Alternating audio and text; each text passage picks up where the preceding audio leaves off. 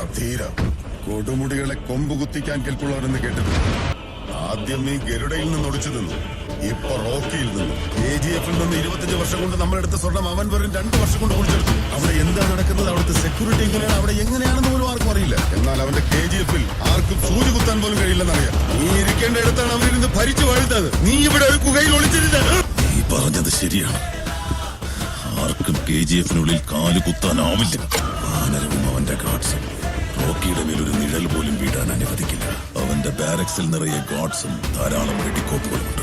പാടാണ്, പക്ഷെ അവിടെ വച്ച് ഞാൻ അവനെ കൊല്ലും. അതേ മൈൻസിൽ.